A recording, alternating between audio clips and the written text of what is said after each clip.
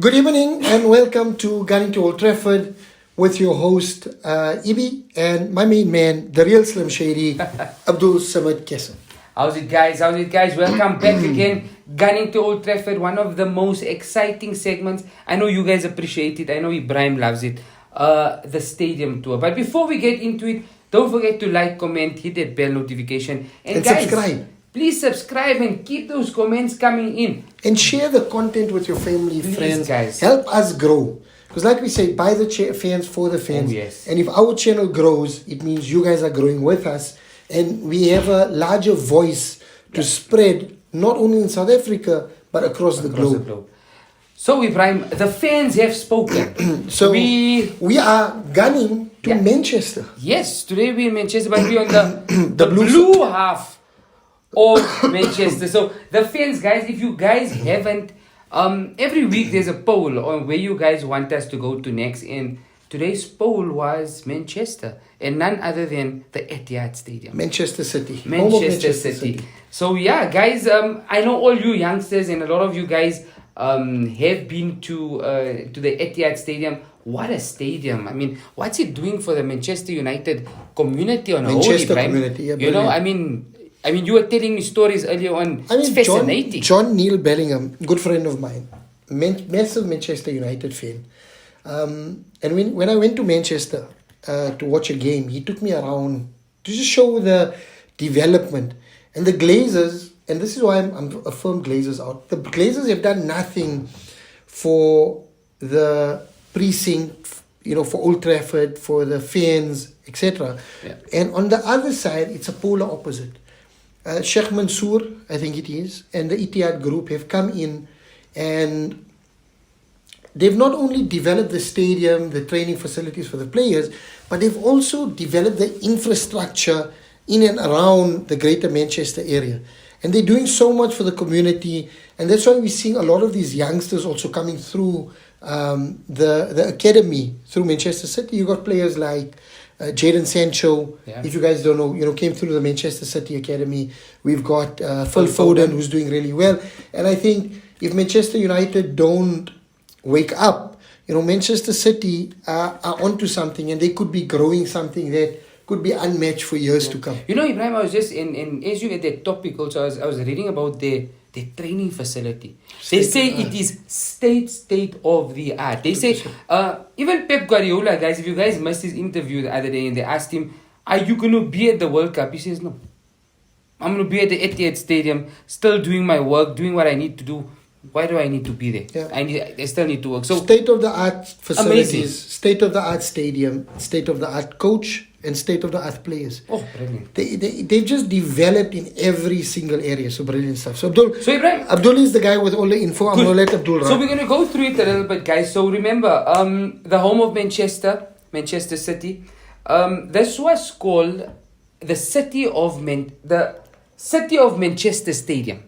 Right, but this was renamed in 2011 when the Etihad, obviously the partnership came through the sponsorship, and now it's renamed the Etihad. Now before this, guys, the Etihad or the City of Manchester Stadium was built actually for the 2000 Olympics. The one that went to Sydney. The one that went to Sydney. However, Manchester, the town Manchester, did not get it. So they again applied for the Commonwealth Games. That's where they got it. So it was built for the Commonwealth Games in 2002. And before that, for 90 years, Manchester City played in Main Road for 90 years. So it's a 55,000-seater, multi-purpose stadium, Commonwealth Games. They can put out a track, a lot of concerts as well. So and Soccer Aid. Amazing. The Soccer Aid fixture was moved from Old Trafford to the Etihad Stadium, which is again a massive L. How do you do the L like this? Yeah? Okay. A massive L to the Glazers, because it just showed that even the global football community understands that stadium is state of the art, man. And you said something very earlier off air, and this is why I love Ibrahim, guys, because Ibrahim has all of these facts. The Manchester or the Etihad Stadium is actually owned by the city of Manchester. Yeah. And this is just such a dishonor again. And we keep on talking about the Glazers. They've let Manchester United down from the onset. You know, I mean, Sheikh Mansour to come in and have such a good relationship with the councillors of Manchester, what is the Glazers doing? They're doing absolutely nothing. They're just there for the money. You know, and They it's bought there. United to make money, whereas Sheikh Mansour bought Manchester City to grow a footballing dynasty. That's it. And that's the difference between the ownership's mindset. So Awesome as much stuff. as I hate City, I love what the owners are doing, and I love what City are doing in terms of all of the facilities and building teams, etc. I have to give also a certain Rashid Danka a big up because, and I think on our thumbnail, we're going to maybe just give Precision Football a little bit of a hit. And Precision Football actually witnessed a match there, and so were a few players.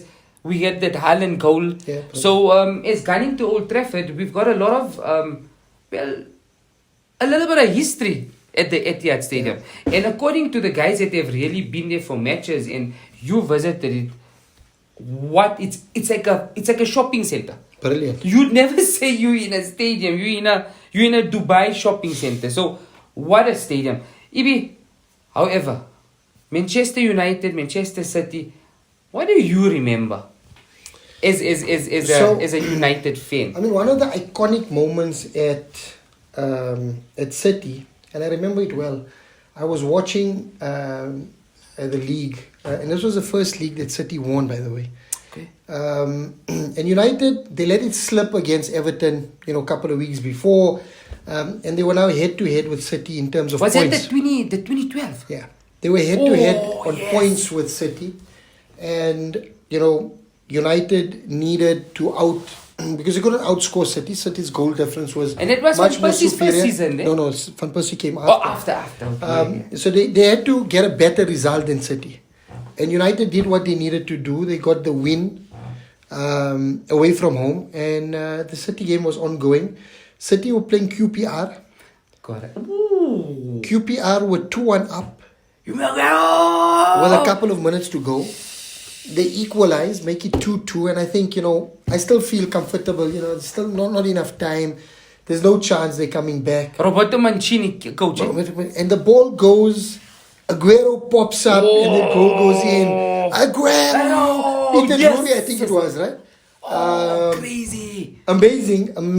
And I think that's one of the not the greatest, but one of the greatest moments in Premier League history. And that started this revolution for City, where, 100%. Because before that, they were buying players, but they weren't just getting there, Yeah. And Mancini got them their first title, and I think from there, he just opened up the doors for a coach like Pep to come in and really dominate. Because Pellegrini came in after Mancini, and then Pep.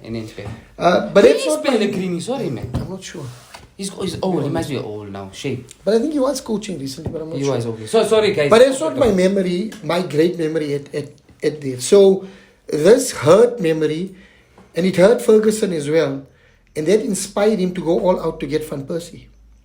So it was a toss-up between Manchester United and Manchester City to get Van Persie, because obviously he fell out with Arsenal and stuff. Yeah. And the little boy inside him told him that, the project at Manchester United is much, much better. And he decided to come back to... He decided to come to the red half of Manchester, which is Manchester United. And what a signing. And that spurred us on to the last Premier League title that we've won.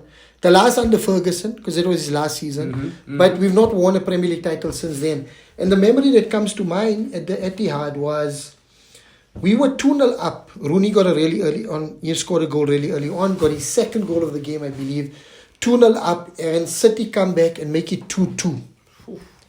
And you think it's going for a draw. And that could have been a turning point in the season where City would have got the momentum and could have pushed on to win the title. Van Persie steps up for a free kick in the last couple of minutes of the game. And from outside the box, Van Persie could do nothing wrong for Manchester United that season. Yeah. And he gets it. Flawless. And I think it was Samir Nasri, if I'm not mistaken. But it could have been another player. He just pulls, he's sitting in the wall or standing in the wall, and he just throws a leg at it. And as Van Persie kicks a free kick, takes a deflection, and moves it just beyond the fingertips of Hart into the far end. And Manchester United win it 3-2. And the momentum shifts to the red half of Manchester. Wow. And we move on and we get title number 20. Amazing. What a memory. And the last one under Sir Alex Ferguson.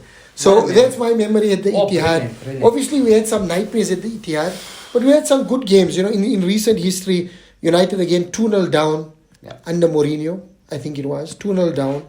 And second half, we come out playing Pogba. I think that was his best game in a Manchester United shirt.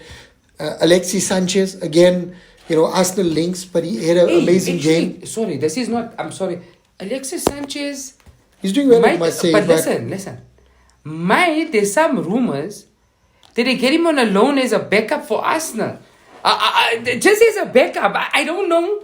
But there's some smoke. Let's see. It'll be interesting. It'll be interesting. I don't think so. I think his time in over, the Premier League is done, yeah. And United come back and win the game 3-2. Oh, man. You know, 2-0 down, 3-2 win. And I watched it in Ethiopia. So, nice. A really nice game. But we've had some nightmares at the Etihad as well. So, because, you know, the City team are a really dominant team. And Liverpool fans will keep telling you, you know, they had the last couple of seasons of dominance, and the only reason why they couldn't win it is because of City. So that means you were nowhere dominating. It was City that was dominating, you know. Sorry, guys. But anyways, Abdul, I'll hand over to you. Done. So, Ibrahim, I don't have, and I'm not going to speak of a match, any real matches, but, you know, like the Barcelona and like the Man City, these two teams are like our bogey teams, because they come in, they really come in, they disturb our players and they take our players. For example, Manchester City with the whole revamp, Sagna, Samir Nasri, threw a little bit of pounds at Samir Nasri. Lampard ended up there. Adebayor. I mean, Lampard from Chelsea. But I mean, like Barcelona, like at the start when they were obviously trying to now start this whole revolution, I just didn't like the way they did things, right? But I'm sorry, Abdul. I mean, and I know this might be going off character, but, you know, if an Arsenal player wanted to win a Premier League title, they had to leave to go somewhere else, right? True, Ashley Cole went to Chelsea, won multiple Premier League titles. Van Persie came to United. Nasri, Adebayor. That's so true. That's so true. But what I do want to... Ibrahim's got a point there, guys. So... what I do want to mention, 2009, Adebayor falls out of favor with Arsene Wenger. The Sheikhs are in, they bought Samir Nasri, and there's a little bit of issues. Adebayor steps up, I think it was 1-1. He scores that penalty. No, it was a header, sorry, a header. And he runs from the other side of the ground to the Arsenal supporters, and he has a celebration in front of him. I promise you, Ibrahim, as an Arsenal fan, your heart is here and you want to freaking catch this guy and kill him. But it was iconic. It was history. It was passion. It was all of these things here. And you know what? I remember that so well because, I mean, I don't think this man ran as fast as he did to the Arsenal supporters as he ran in the game.